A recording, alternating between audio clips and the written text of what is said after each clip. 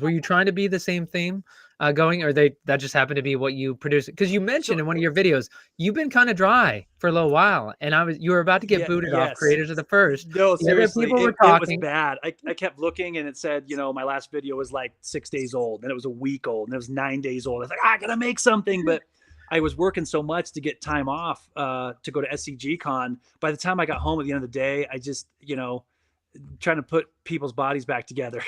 It's just so exhausted. I was like, I don't have the bandwidth right now. I just need to like mellow. Well, Um, it's Capricorn. Will we ever see, like, I can't imagine, maybe I've missed it, but your style is not ripping packs. Like American Texan has mail day, and it's like Grace shares what she gets from people, and then Ben does. But have I missed it? Like all your I do some openings. he did some play boosters. I usually do openings when it's my first time opening a particular product. Okay. So like I did one video for a Quill box, I did one video for a collector box, I did one video for a dragon box. But I mean, my channel is primarily focused on gameplay. Like, forget all the collector noise, man. I want to play the game. And that's something I kind of want to hammer home too, is in the early days of this game, which we are still in the early days, I feel like there is a much higher proportion of collectors compared to players. So there's sort of this baseline expectation set in the community right now of what's exciting is what's exciting to collectors. Yeah. And that kind of like flows downstream into players. So sometimes I feel like players want to get excited about ripping these play boosters, and they genuinely should be excited about the crazy gold that is in these play boosters. But because there's such a higher proportion of collectors right now that are like, oh, it's only super exciting or cool if you're hitting serialized or you're hitting formless, it almost makes the players feel like they shouldn't be as excited to open those play boosters when their gut instincts are like, this is amazing. Like, look at all of the gold I'm getting in this, because make no bones about it. Like, those play boosters are nuts. Like, I couldn't believe there was no rarity disparity in comparison from the play boosters to the collector boosters. I thought for sure there'd be half as many rares or whatever, less slots that could be rare or higher. And that's just not the case. The only thing that's missing from the play boosters is the serialized cards and the formless foils. So the collectors are shouting from the rooftops, oh, don't worry about that stuff. It's not cool enough. If you're a player that you just want to play this game and you want to get as many functional cards as possible so that you can compete and build all the decks you want, those play boosters are gold, and you should absolutely be excited about them. I don't know if we'll ever see a deal that good again eventually when this game blows up. Grace, you had something to say?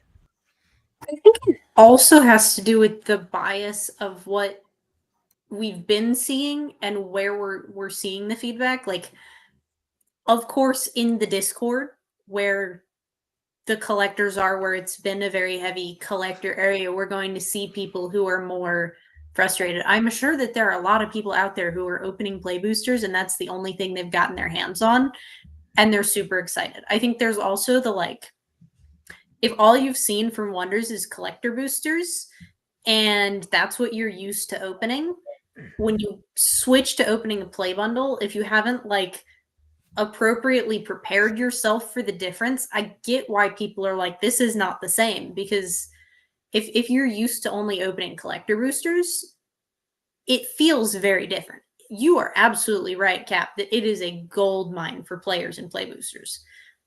But because of a lot of the players only had access to collector boosters, that's now in their head the standard for what's going to be in a booster. I think is part of it. All right. Well, I'm glad that both of you are talking about, you're excited about the gameplay, because actually the content that Capricorn and Wonders Workshop put out in the last week, you guys were very much on the detective trail, looking at both a blog post that was posted at the Wonders official site, and also looking at the video, which we actually, it dropped an hour before we went live last week. So we really didn't have time to look at it. what you guys did is you went through, you called through the video, the blog post, and what you were doing is you were focusing on the new keywords, the mechanics. And those are the videos for folks who, I'm glad, Capricorn, you talked about playability, because that is exactly, and even to the collectors who don't really understand the game, take the time to watch the video by Capricorn, Quarantine Capricorn, and also Wonders Workshop, because as a non-hardcore player, like, I found it enjoyable and interesting to learn about what is going to happen with Call of Stone. So Grace, what did you drop in this last week talking about Call of the Stones, the set that's coming? So I covered the blog post. Obviously, I covered the video, deep diving a little bit into what we saw in that cinematic video that we watched at the beginning of this last week, talking a little bit about it, and a little bit of the community recognition. We did have it confirmed that it seems like that the very Viking Solfera fighter looking guy is Chuck Liddell, who I had to Google who that was. Yeah, that was great. I learned that from your video. Thank you. And then a blog post on the Wonders website, which, by the way, if y'all have not gone and read that, go and read that. It dropped absolutely silently on the Wonders website. No announcement in Discord, no nothing. Like, you had to be paying attention. I noticed it because somebody else mentioned it in Discord.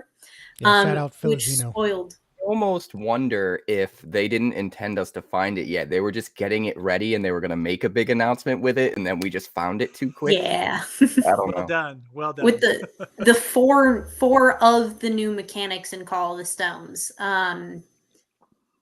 Rage, Call, Guardian, and of course the Stone Seeker ability. And I am very excited about one of the specific pieces of information about the Stone Seekers. Kat, did you catch what the Stone Seeker tokens were numbered?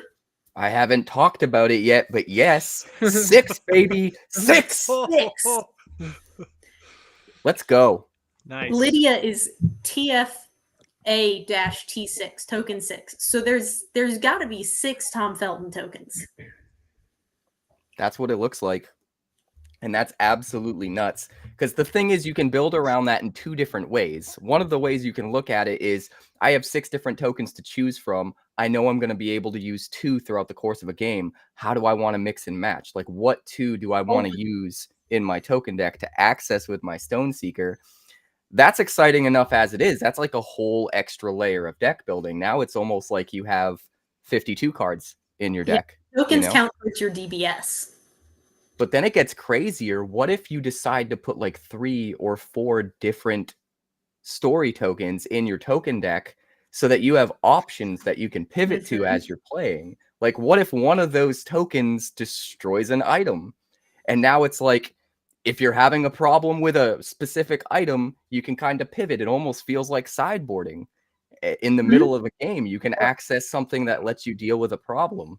And American Texan, I'm not sure if you saw their content yet, but as someone who just competed in Houston, and then Ben, I'm going to ask you because you just competed in Baltimore, but when you're looking forward to Call of the Stones and playing once it gets released, how do you, and did you see the news of this information? And like, in your defense, like, some of this content, you guys were dropping minutes before we went live. So not everybody's up on everybody's content, but if you did, are you seeing that as like, oh, I know which way I'm going to go when Call of the Stones comes out? Or are you thinking, man, it just got that much harder for me, who I'm going to compete against, because of what I have to do against my opponents now?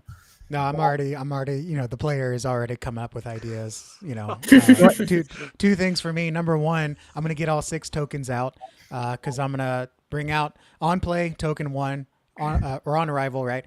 Tap free token 2, sack it, bring it back with Reforged Summoning Platform. All right, on arrival, token comes out, tap it, to untap it, whatever you got to do.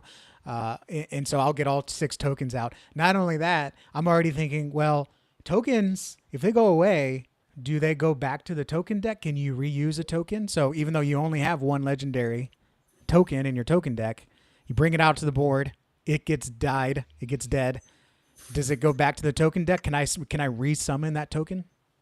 Or Cap, do you know the answer to that? I don't think I remember whether. Where does the I know token this- go when it I'm pretty dies? sure Rommel said that it's gone forever. Yeah. Okay. You need a token in your deck for every single time you want to access that token, because I know that's come up with like Cosmic Cataclysm and Angel tokens and stuff, you're gonna need however many. Like he was talking about Dragon Cup, where you need to bring however many actual formless foil tokens that you need to use, and if you run out, you run out.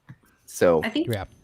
it'll be interesting to see how that differs in friendly play versus not friendly play. Because right now, when I'm playing with people, it's like I keep 6 tokens in my deck, and I just like if I have 3 tokens of the same power that I'm using the same token for, I slap a 3 on top of it and say, "Cool, I got 3 of these tokens." Yeah, it's definitely interesting, especially as I'm building out my playset. I'll talk more about that next week. I think I'm starting to actually build out a play. I'm actually going to try to build 2 playsets, and I'm sitting here looking at these tokens. Like, well, technically, you need 50 like Aether Valkyrie tokens, right? Because I mean, you might want 50 of them in your deck. Not only that, think about playset Pink Spore. You need 50 Pink Spores for a playset. Fun thought. Ben, and sorry, go ahead, Capricorn. and the thing is, it opens up so much more depth in ways that people aren't even really considering right now, like Kraken of the Inferno. That is such a slept on. Well, nobody uses that on arrival. Destroy target. Wait till token, after Vegas to talk about do. Kraken. Let's get That's that about in to our get pockets. really good when all of the tokens are like the most powerful cards in the game. Oh, you just summoned a Quantris.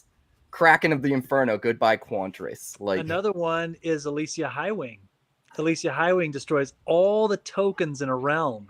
she And might so even get that's better. another deadly one. Yep. But you know, for me, the one thing I'm finding out competing is that people out there are a lot smarter than I am. And I'm watching them put combos together, and I'm thinking, how in the world did you figure that out? And where AT over there has already got ideas going through his head with his Reforged summoning platform and everything, I'm just like, man, you guys are just putting it together already. For me, one thing I'm excited about for Call of the Stones is to rip the packs and read each card, because with Existence, we knew all the cards already. We saw all the cards, and of course, some of the abilities changed along the way. But with the Kickstarter, we saw virtually every card. And so when it came, that was cool too, because you're kind of like, oh, I wanted this card, or this one I had my eyes on. But Call of the Stones is going to be cool because, you know, 99% of it we hadn't even seen yet. And I hope they keep it that way so that when we rip the packs, every card is a surprise. Wow. That would be amazing if they were able to do that. Great. Grace, go ahead. Well, and I don't want to sleep on the other abilities, not just the Stoneseeker abilities, but I think it's Rage, Call, and Guardian. Rage is the only one that I'm not 100% certain that I'm remembering it correctly. Tallwind is going to go so hard with some of those abilities, because you could Portal Wonders to trigger Guardian from your own. For those of you who have not seen the blog post, Guardian activates a ability that's whatever it is on the card. For example, it might be +2. Guardian +2, whenever an enemy wonder enters the realm, be it by portal, by play, by whatever, it gets whatever that Guardian ability is. So if you're portaling, if you've got a portal deck and you can put a bunch of Guardians in it, like Tallwind's, in my head, Tallwind's going to go so hard with that. The same with the way that calling works, because a lot of different stuff triggers on arrival. Like all the mechanics are going to make things way different. The thing I don't like about this whole thing is I'm racking my brain so hard to try to get ready for Vegas, and I'm seeing all these other abilities, and my mind's going all these different directions. I'm like, no, don't think about that yet. Don't think about that. That's later. Yeah. Don't let that confuse you for what you're trying to do now. It's true though. It's almost like, Ben, if you could have 3 SCG cons to try different things out, right? That's the hard part. The next time you're going to compete is going to be Vegas, right? Yeah. I don't want to think about Call the Stones yet. I don't want that to cloud my mind. I hope we get Stone Seekers for some of the new abilities. Like, I hope we get a Stone Seeker where it's like story tokens or do rage related stuff or something. I think that would be really cool personally, like the Rage Stone Seeker or the Guardian Stone Seeker. You absolutely better believe that some of these story tokens are going to have these new mechanics on them. Absolutely. And I gotta shout out the team that's working their butts off on coming up with all of these cards and these mechanic ideas, because not only are they designing these mechanics to work in really interesting ways with the cards that we already have and completely change the entire power scale for what we think we know for the first set, but they're also designing them in a way where they work really interesting with each other. So like Call and Guardian are so cool together. Like if you have a Guardian out on your side and I want to play something there to take the stone, but I can't because I'll trigger your Guardian ability, I could use a Call guy in a different realm to pull your Guardian out so I could play the guy I want to play there. Like, there's just so much cool stuff that you can do. Yeah. And everything with an on-attack trigger just gets way better with the Call mechanic. Like, Luminous Scarab's already a huge force to be reckoned with in the meta. And if you can now just start calling that into whatever realms you want and attacking in fresh realms and taking stones while you're nulling lands, anything with on-attack, you can do that. What's the one card that I was looking up earlier? Deep Pincher. Doesn't see a lot of play right now. On attack, create a 1-power insect token wonder in this realm, and it has Death Strike.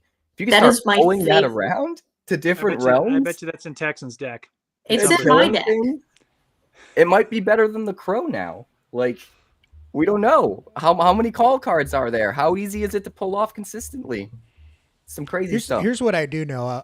All the collectors just went to sleep. This is not a collector show. This is the What are wonders they of the talking about on attack. How This about is on buy, on trade? Actually, On you want to know, sell. you want to know what? If you're a smart collector, you listen to what the players are talking about, and that's exactly what the collectors should. The smart collectors are listening to the players, and that's how you Right. become the best collector.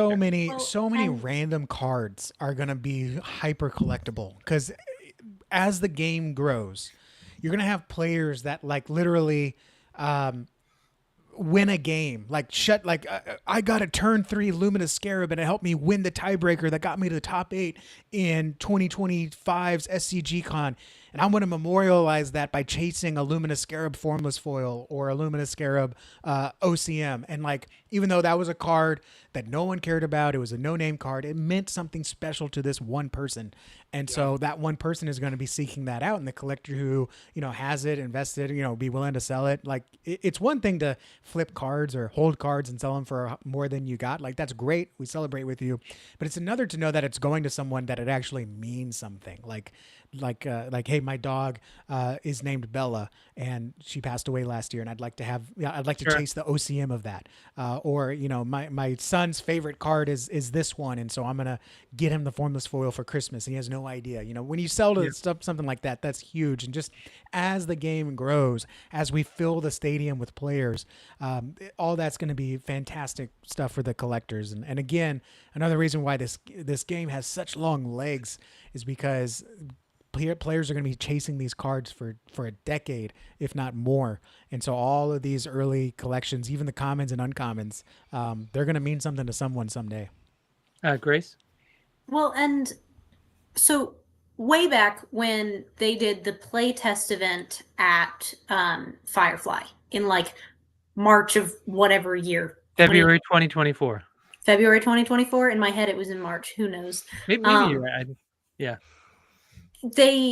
One of the videos, promotional videos they were filming was they were asking the question, what's more important, collectability or playability? And I don't remember the exact answer that I gave, but basically what I'm going to say right now is what I said then, is that collectability and playability are intertwined. If you want to be able to collect cards that you know are going to go up in value, and cards that you know are good, the playability is involved in that. And that's why it's important for like the top tier collectors to know what are the best cards, because I can tell you for a fact, Nexus, Market, these cards are more valuable because more people want to play them because they are good cards. And so understanding what the best playable cards are tells you what the most collectible cards are.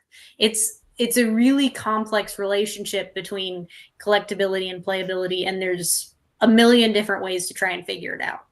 By the way, Jay in the audience said, "Laugh out loud, I'm still awake." American Texan. So I will say, Grace, that he thanks you for bringing it back to collectors. So that way he could. He was just about. No, I'm kidding. But I do want to say, it's funny today when we were getting ready for Creators of the First. I was thinking of myself. I'm like, I haven't said this before on air. One of the things that I finally decided after a couple years of supporting Wonders of the First and other projects is I love to devour information, and if you want to do that, as Grace and Capricorn were talking about, going and looking at the blog post, which not everybody knew about, and then of course Texan or Ben was saying like, oh, in the Discord it was Filizino who was sharing us that you had to go there, and it just to have to go to the website, to have to go in this Discord when 87% of American females are not on Discord. There are all these places you always have to go. One of the reasons why I love this show, Creators of the First, and like I love devouring your content. I take it as much as I can, but that's one thing I want to stress to the audience who's watching this for the first time is that give up your life of being tied to technology all the time where you feel like you have to, and subscribe to everybody on here. I don't get any kickback. They're not getting, money for this. I'm just telling you for your own sanity, subscribe to each of the people on here. Put it on where you can't see it when you're driving and listen to them, but their content will keep you informed. You won't miss an opportunity, and you'll become a better player and collector. And I know that I'm glad you we're talking about this, because I did want to make that clear. Like, why do we do this show? We do this show because actually it's such a fun time to hang out with you guys, but also just to educate people so people can have a shortcut to understanding Wonders of the First and the community. All right, I know we have, speaking of grateful for their time, we know somebody's got dad duties with children, so we're not going to go much longer. But American Texan, I do want to come back. We opened the show, Grace, before you came in, talking about Texan in a recent video. Was that just a couple hours ago you released it, all in. Yeah. All right, so I haven't had a chance to see that, but can you give us a tease on that all in video that we can find at American Texan Plays? What's it about? When I started the Kickstarter, I did the Flare package, which was 3 collector booster boxes, and I split that with my cousin. At the time, even though I order from Kickstarter, I love supporting projects on Kickstarter, board games, and comics. My average cart value on Kickstarter is between $20 and maybe $60. Maybe once every couple months over $100. So the fact that I did a $750 purchase, which was the Flare package plus all the pre-cons around there, and I split that with my cousin, that was a huge investment. And I think it was like on a Tuesday night or Thursday night when the package came in, we were up till like 2 a.m. ripping the boxes. Awesome. We had a serialized alt art Plant Terror. That was huge. We had a serialized alt art Barney, which was my favorite card at the time. We had Formless Foil Mirage Terrain, and so it was such a fun time, such a fun rip. And now he doesn't play; he's in it for the collecting, and I ended up buying out his half, and it eventually became all mine. And so I kind of knew when Call of the Stones comes out, and this was months ago before anything was announced, but when the second set was coming out, I was going to try to get a case. I've learned much more about the trading card hobby and got, of course, growing into it, and probably just by single pack buying on whatnot, I've probably purchased another 2 collector box worths of packs. And so I want to be able to have that initial start for the next set. So I decided to go in on a case. Foolishly, I was thinking Kickstarter prices still, and I ended up thinking it was going to be about $1,000. Well, it ends up being $1,500. Still a good price for 6 collector booster boxes. And then we get the offer for the Dragon box at $500. So it's like, $475. $475. I'm a simple man. I round up and down. But $500. So I'm like, how can you say no to that? A Dragon, I mean, those packs go for $250 a single on Whatnot, and you're getting them for $125, whatever the math is. So all that said, it's like, well, I definitely want to get a case. I definitely want to get a Dragon box, and of course, you definitely got to pay the tax man or whatever that's going to come out to be. So I'm talking $22.50 on a good day for what I want to go in on the next Call of the Stones set.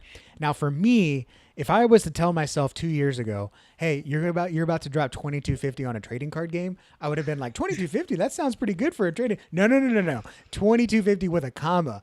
I would think I'm nuts, but that's how much I've grown to love the game, enjoy the game, the community, of course. You know, I used to work not a bad job, but Ben, you were saying in your video, you know, some days you go to your job and it's tough, it's a grind, it's work, it's something that you don't want to go to, but at the same time, you know, it pays the bills. Well, I had a job like that, but what made it so bearable was the people I was around. I had great teammates. I had a great boss. I had a great boss's boss. They really made the drudgery of that work bearable. And it's kind of the same thing. Like, the game is great, but the community makes it even better. You know, it's one thing to enjoy something by yourself. That's kind of what comics is. It's an introverted hobby. But trading cards, it's a social hobby. I mean, you trade, you collect, you share, you brag, you compete, you play. I love the whole aspect of it, and it really just brought me back to playing Magic in middle school and high school, but now with more fun money. And so, you know, to sit there and think of, I don't know how I'm going to get 2250 because I don't have 2250 in fun money, but I'm going to find it by November 9th or whatever the last day is. That became a game of itself. It would be easier if Vegas wasn't coming up, but unfortunately that's where we are. So all that said, like, I am all in. I mean, if they don't have a buy now, pay later on the site, essentially that's what I'm going to do with my finances. I'm going to buy now and somehow pay myself back later. But anyways, that, to me, that is all in. And that will probably be the only collector booster boxes I buy. Everything after that will be just whatnot packs and play packs. But yeah, that's me going all in. That's a huge investment for me. I mean, I used to sweat $700 on a PlayStation. You know, I'd buy the PlayStation and be like, well, now I can't afford any games. You know, the PS5. Am I the only one who's thinking Texan's problem can get? He mentioned Vegas. He mentioned needing the money. Texan, it's pretty clear how you can come up with that money. Like, but it's you're all on black. You know, saying, listening to you talk though, like, it's funny. Like, I just, oh, how naive you are. You're like, I'm just gonna buy a case, I'm gonna rip it, and then I won't need to buy anymore. You literally are going to be doing 6 lines of heroin a mile long, and like, that's probably about. I don't think you snort heroin, right? One pack a day, man. One pack a day. You're absolutely going to rip it and be like, I need more. Like, this product here is like, I can't stop when I rip it. Like, it is. That's one thing that Jeff French has done in Wonders of the First, is that, you know, you find when you go and you buy other TCGs, at least for me, is like, when I rip it, I don't get the same excitement. Like, I find there's so much.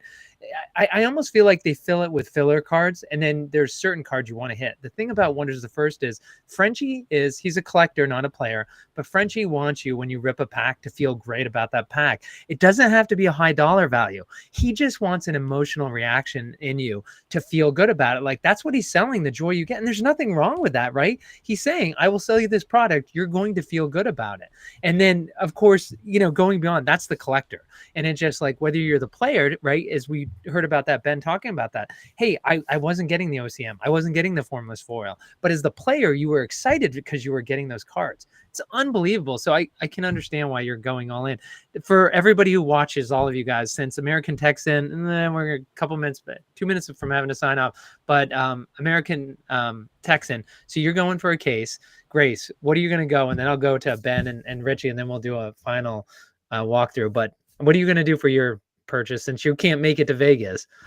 I have no idea. I am having a very heavy debate on what I'm going to spend, because I have 39 days until I graduate. I'm going to need a place to live. I'm you know, got to find, like, there's all these things that I've got to keep track of. Priorities. And I know that if I go all in, that I'll be able to sell it and flip it for money. And I know that I'll be able to sell it. Like, I have been told that I have the control of a saint, that I am very good about not opening packs. I have managed to make Magic booster boxes last me for over a month, just opening a pack when I need it. Like, it drives people I know nuts. I still have unopened Wonders. So I know that I'll be able to flip it and sell it. It's just going to be a matter of whether or not I'm going to want to. And Plus, so you gotta trying wait to till figure February. That's a long time to wait. Yeah. Yep. That's been the hardest part too about pulling the trigger. Is like it is a pre-sale, Yeah. and it's not like paying $35 for a comic to kickstart and you'll get it in 8 months. We're talking big bucks over the holiday season into the new year, and you got to wait till February. No, No, Dr. American- Birdman knows what I want for my college graduation present. American Texan, one thing to know, I don't know if it's going to be true here, but Frenchie, he must detest taxes because that's not usually, it's covered in the cost. So Oh, okay. that might be shipping is the only thing you'll see sometimes. So you should avoid that. See, you just made $200 back. What about you, Ben, in terms of how heavy are you going to go? And like, this isn't financial advice, but are you going to go So- Grace's route and overbuy so you can sell to cover your investment? So here's the thing. Let me just tell you that when I backed the original Kickstarter, in my mind, I wanted to be the Rudy of Wonders of the First. I wanted to have the heavy bags, the boxes, and fill my shelf. And then, but here's the problem. As I said in a couple of videos ago, I do not have the saint patience that Grace has. And the idea was that I would flip some of it. That was the idea. Like, and that was how I told my wife. I said, dear, this is a tremendous opportunity. I had this whole sales pitch. I was like, we can make this investment, and then you won't believe what we can flip these things for. I mean, it's just we're gonna make a fortune. Well, I had to buy more and more boxes to put the cards in because the joy of ripping them just became so intoxicating that they just got decimated. And all these cards I was going to flip and make all this money ended up in boxes, and I didn't flip very many. So with that said, I've been running through my mind wondering, I know they said, if you back the Kickstarter and how heavy you went, we'll give you, how many boxes. My mind started turning. I started thinking, how many boxes will they let me get? How high can I go? Started thinking here. And then it's the same thing about Texan. It's the same thing. The dragon boxes. I'm like, okay, so if one case gets me a dragon box, 10 cases will get me 10 dragon boxes. But hey Ben, there is I need intervention. So I need an intervention, please. Because Capricorn is up in New England, is that Capricorn, you might remember Heady Topper. When it was only available in Vermont, it was the #1 rated beer. It's an IPA. Whatever. If you don't like IPAs, you're not going to like it. It was the #1 ranked beer in the country. But I used to laugh because they didn't distribute outside of Vermont. People would follow the truck around when they give a 4-pack. It's like Cheerwine. Yeah, it's not Cheerwine. Yeah. Oh, you mean it's like how people worship it. But what's funny is when they started selling out of the brewery, they limited people to 3 cases. And I remember everybody coming up from Connecticut and Massachusetts and New York to Vermont in their SUVs. They're loading up with 3 cases. I'm like, why is this like suburban older couple buying 3 cases? And Ben, it's your point. They're like, you can't buy more than 3 cases. Imagine if Coors started saying you can't buy more than 3 cases of Coors per store. And then people are going to start being like, I got to buy 3 cases. But it's funny, right, Ben? Because you're told now that they might pull back. So it's a great, first of all, it's not, there's nothing dishonest about it. They're seriously saying like, we don't know what the demand is. If everybody's as excited as the 5 of us are, and we're willing to buy it, they can't meet that demand. And so, well, go ahead. I was going to say, I think it's going to be like everybody talks about the store allocations. They say, I want 1,000 boxes, but I know I'm only going to get 500. So I'm going to ask for 2,000 so that they give me 1,000, And so I wonder, like, maybe I should just go real big and maybe they'll just give me half of that. They'll just say, all right. Then you're on the hook if they actually give you all of it. That is true. And that's where a lot of stores run into trouble when stuff gets overprinted. Yeah, I remember. Is there a video, Ben? Ben, is there a video we could watch perhaps that somebody taped that talks about this phenomena? There's several videos. And actually you have done.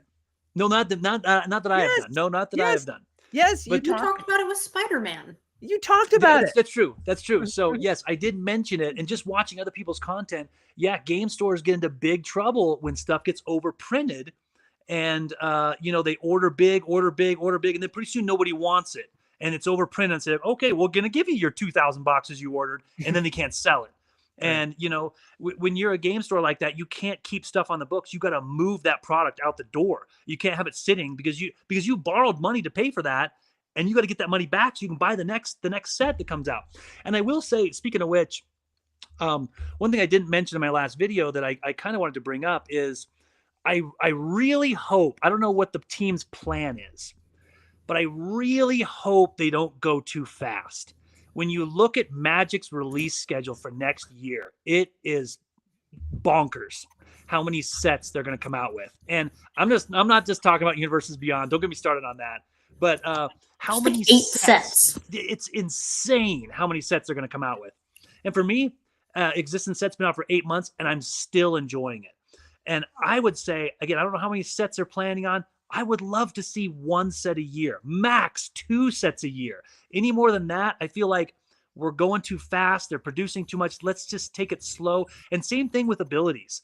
You know, I would like to see abilities come out slow too, instead of just every set, new abilities, new abilities, new abilities. Like, I kind of want to just see some different cards with the same abilities, you know, kind of just put a little twist on it. I think that'll be healthy for the game. It'll be healthy for me and my bank account. So I don't have to get too crazy with every set, but I want to really dive into it, really enjoy it before something else comes out. All right, Capricorn, what about you in terms of American Texan? We're talking about one of his latest videos. You can find it American Texas Plays, where he says all in. So what about you, Capricorn? Well, since technically YouTube's a business for me, does that mean I get to write all of it off on taxes? Totally. So basically, I guess whatever money I have, that's how much I'm buying. Wait, do I have to pay now or later? I don't think you understand how tax write-off. I think that depends on whether or not you have a business credit card, Cap. I did. Maybe I should get that again. It's advertising. That's what it falls on. My answer is as much as I possibly can. And I don't know what that number is yet. I should know because it's what, tomorrow? Well, no, you have to Ben's point. You look at the last day of this, or no, American Texans point. You're looking at the last day of the sale, not the first, because of course everybody's trying to find the money to pay for it. So wait till the last day. And yes, American Texan, they do use, God bless you, they do use the shop pay in installments, if that will be an option on there. Cool. All right. Well, so guys, we're going to wrap it up here, but just real quick, we don't normally do this, but I just want to hear, Ben, when is the next, what are you dropping next for a video? What day and what calendar day? And if you don't know, that's okay. But what's the topic you're thinking of? See, again, I'm not as structured as the other guys are. I got to take a lesson from all these other guys and gals about how they do their structure. But I have a notes section on my phone where every time I come up with an idea, I just type a little blurb in there. And I have like probably 3 or 4 more reasons why Wonders of the First is the best collectible card game ever. I'm always 3 or 4 ahead. I'll do one, I'll think of another one. I'll do one, I'll think of another one. And so I have a bunch of those lined up. Do you have that as a playlist? If anybody goes to Be a Hero Gaming, it's a playlist. Yep, it's a playlist. Why Wonders of the First is the best collectible card game ever? And you're through 7 or 8. How many do you have? 7. I've done 7. Okay. All right, and there's still a few more. But I still have what else was on? Oh, I want to do a video on this is probably all the video needs to be. Skyrake, the Formless Foil Skyrake. Why are there none of those? What happened to that card? Nobody can find the Formless Foil Skyrake Gearhawk. But I have a couple others in there. Every time I think of an idea, so sorry, it's probably not the answer you want to hear, but I'm just like so sporadic. Yeah. Wow. Can't wait to hear that one. Capricorn, what about you? Is that what's the next thing that's going to drop for you? Man, there's a lot of stuff. I just dropped the Oh, wait, hold on. Wait, can we just say one thing? We didn't talk about it. You break down the SCG Con tournament play. So that's the other thing is we're not going to get into it now because this will go longer. We already went past the mark. I love that. But it's like if you guys want to see, and especially if you're a collector who got a little bit turned off when we got too much into the play, as American Texan talks today, it actually is much more exciting when you know people are playing for real money and you have Capricorn who's narrating it and making it very simple. It's a great, easy way to start learning about the play. You can pick up on the generalities instead of these guys going 5, they're doing 4D chess. And it's not 4D chess. It's still complicated, but it's fun to watch. So sorry, Cap.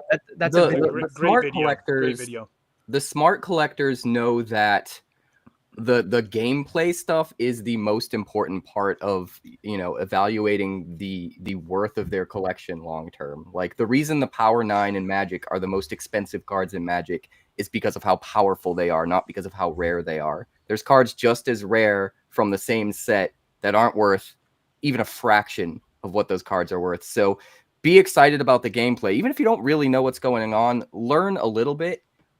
Because if you can catch wind of what cards people are excited about, you can sort of get a head start on knowing what's going to be worth even more money down the pipeline. But I have a ton of content coming. Like, I just dropped the finals from Baltimore for the 10K sealed event. That's live. I believe that's the video you were just talking about. I'm working on the finals match from Constructed in Baltimore, which Hanging Bananas, one of my teammates over at Team First Form, took second place. Didn't manage to squeak out the win, but he should have. You'll see why once you see the good teaser video. Not necessarily because he made a mistake, but because of luck. He had that game in the bag, and then he had some bad luck. And then, of course, this pre-buy, if I was a betting man, I'm going to guess that as soon as they launch the pre-buy, there's probably going to be more spoilers that go along with that. I have a hard time thinking they're not going to just drive it home with a couple more cards to really whet people's appetites. Maybe even another Stone Seeker if they really want to go big. So I'll be just waiting to jump on that and make that video even before I do any pre-buying myself. So there's going to be a lot coming this week. I'm excited. Awesome. All right, make sure you head over there. And by the way, I've never asked, why is it quarantined Capricorn instead of because I started my channel in 2020. Okay, and it was already taken, right? So we were under quarantine. Yes, COVID. Sorry. Right. Yeah, I've already forgotten about that. I thought you meant because it was already taken. It was only 5 years ago. Yes, forgetting about COVID. Grace, is that for you on content? Are you going to be doing a video just on Rommel? For people who don't know, Ninth Level is Rommel, but one of the artists, one of the key members of the Wonders team is Rommel. He made the comment just now, caught spoiler, there is a card that will make every one of you do a video on it. Will you do a video on just his comment, Grace, before you know anything? Probably not, but you know what? If I don't have something to drop tomorrow and I make a video about that comment, then you know that I had nothing to talk about. No, I will have a video up tomorrow. I'm going to see if there's anything interesting going on in the Discord to make a video about. If not, I will drop one of the stored videos that I have. I'm trying to be very focused on talking about what the community is talking about. And so Great. If there's fun stuff that people are talking about on the Discord, that's what I talk about. If not, I talk about gameplay or I talk about collectability, an evergreen topic. That's great. All right. Well, we can't wait to see what you drop tomorrow, Grace. All right. American Texan. I don't know what I'm talking about yet. I barely got this vlog out today. I'll be trying that for the next couple months. Just doing a little bit more lifestyle stuff. You know, what is it like to live the life of wonders, a wonderful life. But Thursday, I might do a video on the pre-sale spoilers. I didn't do a video on the last spoilers. I had a lot going on. I didn't want to do that. And then there's a couple of thoughts that I had, about, doing a video on how Whatnot works for a general audience, or doing a video going through my top 4 Houston deck, or a video on where to even buy Wonders in 2025 for the holiday season. Got a few ideas out there. I haven't really shot anything. So we'll see. We'll see what is coming up. But it's going to be about Wonders. It's going to be hopefully informative, entertaining, learn a little, love a little, like a little, subscribe a little. I don't know. We'll see. We'll see how it goes. All right. Well, I hope that everybody comes back here, because on Sunday night, when the pre-buy for the Wonders of the First is winding down, I think we're going to do a Jerry Lewis style telethon, and everybody on this panel is going to be back here, just getting that total up. And I love that idea. In fact, what we need to do is we need to do a cardboard-a-thon. If everyone buys a case and we mail Grace the box your case came in, she can create her own house. That way she doesn't have to worry about bills, and she can buy herself more Wonders of the First. My cardboard house will be nice and solid and small. I want to make a prediction right now before we end about the card that Ramel's talking about. Ooh. He says we're all going to make a video about it. I think it's going to be the Blue Phoenix Quill. Don't know what it's called, but it's going to be the equal and opposite to the normal Phoenix Quill. It's going to make your opponent lose 3 energy and not be able to play core cards for the round.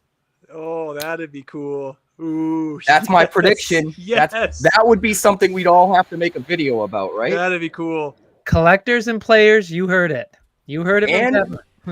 and 0 cost so that Valen Voss can find it Boom. with the Quantris. And maybe in its name is Phoenix Quill so that it also counts towards if you control a Phoenix Quill.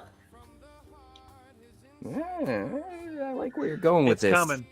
All right, everybody. This has been Creators of the First. I want to thank the panel here at Quarantine Capricorn. You can find him on YouTube. Be a Hero Gaming, Ben, and you also have American Texan with American Texan Plays, and Grace, Carolina Girl from Wonders Workshop. Take care, everybody. See you on the next Creators of the First.